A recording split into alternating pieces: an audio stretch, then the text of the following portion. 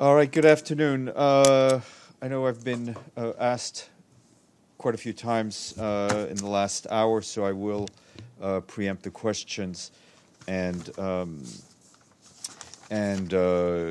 give you some information about our reaction to the announced departure of Nikki Haley. And I can tell you that the Secretary General wishes to express his deep appreciation for the excellent cooperation and support that Ambassador Haley has always demonstrated. They had a very productive and strong working relationship during her tenure as United States Permanent Representative. They worked hard to promote constructive ties between the United Nations and the United States, showing the value of the United Nations. The Secretary General looks forward to continuing to work with Ambassador Haley until the end of her tenure and, of course, with her replacement. The Secretary General, as you know, is on his way to Indonesia, where on Friday he will visit Palu in central Sulawesi, which was recently devastated by an earthquake, tsunami, and landslides. And before that, he will be attending the IMF World Bank meetings. Our humanitarian colleagues tell us that according to the Indonesian government, more than 2,000 people have died and more than 10,000 have been seriously injured, with hundreds still missing. As we have said, the humanitarian response is being led by the government with support of the international community.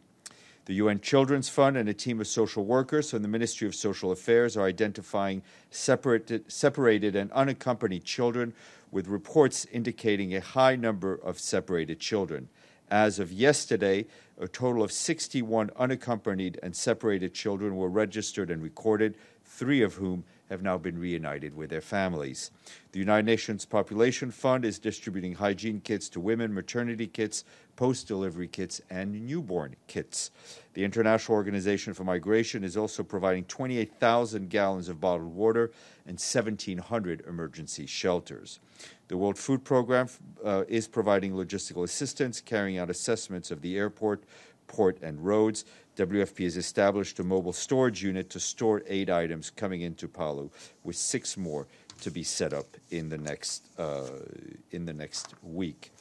And turning to South Sudan, our colleagues at the World Food Programme report that for the first time since the civil war broke out in South Sudan almost 5 years ago, they have managed to send boats carrying food assistance up the Sobat River, a major tributary of the White Nile in the greater Upper Nile region. The river convoy transported some 752 metric tons of food, including sorghum, pulses, vegetable oil, and nutritious porridge blend, enough to sustain 40,000 people for 1 month. WFP plans to deliver more than 6,000 metric tons of food for some 130,000 people in 7 hard-to-reach locations over the next year. Reaching these areas by river necessitated negotiating access and gaining security guarantees to allow safe passage for vessels. Previously, these communities had to be supplied by airdrops, costing on average 6 times as much as river transport. Still in South Sudan, we've been telling you about the trip being taken by the Undersecretary General for Peacekeeping Operations, Jean-Pierre Lacroix, the African Union Commissioner for Peace and Security, Ambassador Ismail Shergi, and the co-chair of the Network of African Women in Conflict Prevention and Mediation, Dr. Speciosa Wandira Kasbiwe, and the Executive Director of UN Women, Phumzile Mblabo Nguka. And they are wrapping up a joint visit to South Sudan, and they held a press conference in Juba where they expressed their solidarity with the South Sudanese people and conveyed a message of readiness to help in the implementation of the revitalized peace agreement. Full transcript will be made available shortly. And in the neighboring Central African Republic, our colleagues at UNAIDS and are working with the government of the Central African Republic and have signed a memorandum of understanding that aims to curb new HIV infections within the military, reduce sexual violence by security and defense forces, and increase use of HIV support services. The MOU comes at a critical time. It's at 7.8%. The HIV prevalence among uniformed personnel in the CAR is nearly double the overall national prevalence of 4%. The Memorandum of Understanding places special emphasis on training for defense forces, reducing gender-based violence, and preventing HIV/AIDS, including by improving reporting mechanism for sexual violence, providing support for survivors, and ensuring access to HIV prevention tools. And WFP said today that that despite some improvements this year, the chronic food insecurity and malnutrition are widespread in the Democratic People's Republic of Korea. Some 40% of the population, or more than 10 million people, are undernourished and need humanitarian assistance. 1 in 5 children is stunted due to chronic malnutrition in the DPRK. WFP says it urgently required sustained funding to help vulnerable people in the country. The UN Food Agency operation for this year is only 37% funded for the DPRK and needs $15 million over the next 5 months to avoid more cuts to food aid. And a new report released today by the UN Refugee Agency says that funding for the world's forcibly displaced and stateless people is becoming increasingly squeezed, with barely more than half of the funding needs being met. This is worsening hardship and risk for displaced populations. UNHCR said it expects to meet just 55% of the $8.2 billion in funding needed this year. This compares to 50.6% in 2017 and 58% in 2016. In short, donor funding is falling increasingly behind, while the number of forcibly displaced people has grown, according to UNHCR. The full report is available online. And I was just wanted to flag that you saw that we issued the Secretary General's statement yesterday afternoon on the special report of the IPCC on climate change. The Secretary General said the report is an ear-splitting wake-up call to the world, which confirms that climate change is running faster than we are, and we are running out of time. More information online. And I was asked, as I was coming in earlier today, about fuel deliveries to Gaza, and I can tell you that two fuel trucks went in today with about 35,000 liters each. Tomorrow, 7 more are expected. Over the month, the number of trucks per day is expected to rise to 15. In addition to the long-term efforts underway to increase the energy supply, additional fuel for the Gaza power plant remains the fastest and most immediate way to increase electricity to help alleviate the humanitarian and related public health needs on the ground. The Secretary General expresses his deep appreciation to the government of Qatar for its $60 million contribution, which made the delivery possible and will allow continuation for the coming months. While we welcome the improvement in the electricity supply, the return of the Palestinian Authority will substantially better the humanitarian situation of Gaza's population. Gaza remains an integral part of the two-state solution based on relevant UN resolutions. We hope that... just let me finish and I will... we hope that relieving the humanitarian pressure in Gaza will reduce tensions and the threat of escalation. Furthermore, we call on the Palestinian Authority and Hamas to seriously engage with Egypt on reconciliation and move forward with implementing the October 12, 17 Cairo agreement. 2 trucks went in today with about 35,000 liters of fuel each. Okay. And today is World Post Day. I'm a big letter writer. It's a very important day. In its message for the day, the Secretary General said the postal sector is one of the world's largest logistical network and vital center for communities everywhere. This year's observance highlights the sector's value not just for delivering the mail, but for delivering goods, as postal systems offer support during natural disasters, financial services to hundreds of millions of people, and essential information in times of crises. And after we are done here, and you're done with me, I will be joined by Stéphane Schweinfest, the Director of the Statistics at the Department of Economic and Social Affairs, who will be here to talk to you about the UN World Data Forum. Halas. Madame. Stéphane, regarding the resignation of Nikki Haley, were you surprised by the news, and how do you see her legacy in the last 2 years, given the fact that she's leaving the office with where the UN is $1.5 billion less in their budget? There is almost no money for UNRWA. The U.S. is out of the Paris Agreement, Human Rights Council, etc. Thank you. Well, I will leave the deep analysis to you and to your colleagues. As far as I'm aware, the Secretary General was not. No one here was forewarned of the announcement, so we learned it. Most of us here learned it with, like you, in the press. I think, in terms, as I said, the legacy will be for others to analyze and to report on. The Secretary General had a truly very good working relationship with her. They worked to get through some of the toughest moments, I think, between the U.S. And the UN.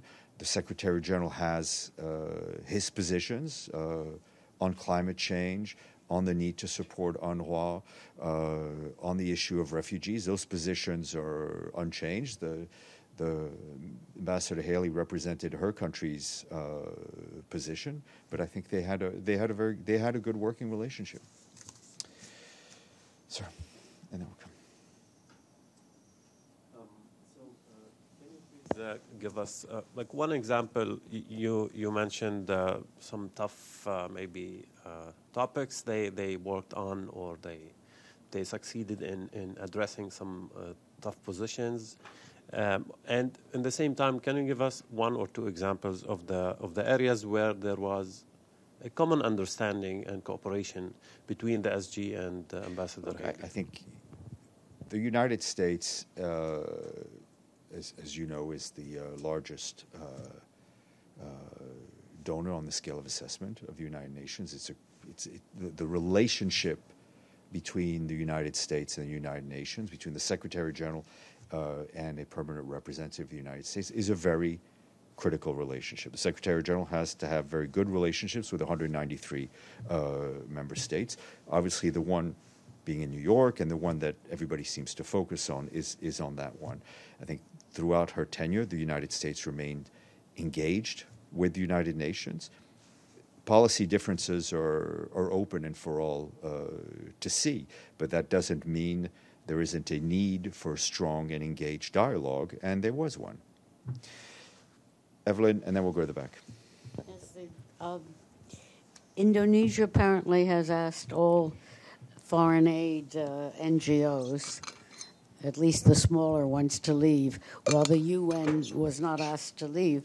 I wonder if that has an impact on collaboration between NGOs and the United Nations agencies. I haven't seen that particular report. The UN is there to support the work of the national government, to obviously help coordinate the international relief effort in whatever way we can. That involves obviously working with our NGO partners. But I had not seen that particular report. But I will take a look at it. While all attention is given to Nikki Haley's resignation, the Saudi-led coalition today intensified its starvation techniques in Yemen and bans importation of raw materials that are used by local factories. So basically the dairy and food industry is threatened in Yemen. What is the UN position from that? The UN's position is very clear, is that we need to see a halt to the fighting in Yemen. We need to see a situation where all the parties come together around the table for a political agreement that will allow for the end of the suffering of the Yemeni people, allow for humanitarian aid to go in unfettered, for the Yemeni economy to rebuild. And we are continuing through the effort of Martin Griffiths to try to reach that goal. Mr. Klein and then Edie. Thank you. Actually, I have two questions. First question is, I think several months ago, the Secretariat had announced that the UN was facing a fairly dire financial crisis, at least in terms of cash flow. I'd like to know to what extent that may have been alleviated since that time, and whether you have any indication, or the UN Secretariat has any indication, when the U.S. will actually pay its annual dues. Usually it comes after the usually it comes late. year. It's a very valid question. It reminds me that I had a thought, I think about 4 o'clock in the morning yesterday, to check up on that situation and to be able to answer you. So I will check up on it, and I will get back to you. Okay. All right. Should I call you tomorrow morning? You can at ask 4 the same. a.m.? I should be exactly. That would be Okay. good, and make me Okay. write it down. Okay, thank you. Edie. Well, I had a second question. Yes, second question. Sorry. And actually, this involves Mr. Lee. He said, or he has claimed that he was not admitted to the UN premises during the General Assembly week, despite an invitation which he accepted to a forum sponsored by the Committee to Protect Journalists. So I'd like to know whether the ban on Mr. Lee's or removal of his accreditation as a UN correspondent now is extending to his physical presence on UN premises in any capacity. At this point, Mr. Lee is not allowed into the building. Edie. Thank you, Steph.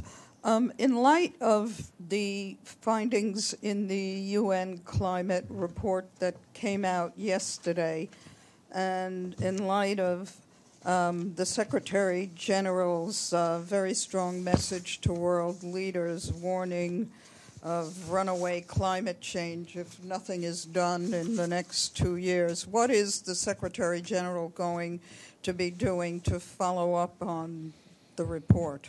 Well, this is an issue he raises with world leaders when he sees them. This is an issue that also the Deputy Secretary General, Amina Mohammed, has been very much leading on. But it goes beyond our interaction with world leaders. It will be also part of our sustained and continued interaction with civil society, and especially with the private sector, which has a critical role to play in terms of energy policy, insurance policies, investment policies. Governments alone can't do it. The private sector needs to be involved and is very much involved. What the Secretary General wants from government is an expression of the political will. And it's part of the reasons that he will be bringing leaders together in New York on this very issue in September of 2019, I think, as he announced a few weeks ago himself. Thank you, Steph. There's a growing concern right now that tensions could escalate in Venezuela again after it was reported the death of a politician from the opposition. So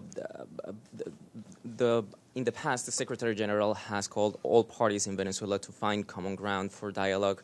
And right now, tensions could escalate there, especially after the government said that the death of this man was a suicide. And opposition leaders said that it's not the case, that in fact this is an act by the Venezuelan leadership. So I wonder if there is any reaction by the Secretary General on this case that could raise tensions again in On this Venezuela. particular case, I need to get some guidance on it. I don't have anything with me at this point. Mr. Abadi and then Rami. Thank you, Stéphane. Back to the resignation of Ambassador Haley, you indicated that the Secretary General learned it through the press. He did not receive... Go ahead. I didn't hear the first part of your question. That the Secretary General learned about the resignation of Ambassador Haley through the press. Well, I'm not sure he, in fact, learned of it through press because he's on a plane, and I think he's scheduled to land. He's flying through Hong Kong, so I'm not even sure he's actually landed, and I'm not convinced there's Wi-Fi on the plane. But he will learn about it sooner or later. But he did not receive a written communication. No, we have not. We checked with our protocol colleagues, and as of 45 minutes ago, we had no official... and how does that work regarding protocol precedent? Well, first of all, my understanding from watching the news coverage this morning is that Ambassador Haley will be with us through the end of the year. So there's obviously time for them to officially inform us of a change in the permanent representation of the United States. Rami. Thanks, Steph. Some UN human rights experts have called for an international and impartial investigation to the disappearance of Jamal Khashoggi in Istanbul. Does the SG agree that there should be an international probe into the matter? You know, the High Commissioner for Human Rights Office called for the Saudi authorities, for the Turkish authorities to cooperate to conduct a prompt, impartial, and transparent investigation. And the Secretary General has would agree with that statement from the Office of the High Commissioner for Human Rights. Mr. Klein. Yes, yesterday it was announced that Dr. Nordhaus had received or was awarded the Nobel Prize for Economics along with another economist. Dr. Nordhaus's work was specifically looking at the economics of climate change. He was one of the early advocates of a carbon tax. Is any consideration being given to the possibility of enlisting the aid of Dr. Nordhaus, given his prominence now in the field of climate change, to work with the UN, like Jeffrey Sachs, in trying to advocate policy changes? I'm sure we will be in touch with him. I'm not aware of any formal outreach that has been done. Great, thank you. I will ask you to stay and welcome Mr. Stéphane Scheinfest up here. Thank you.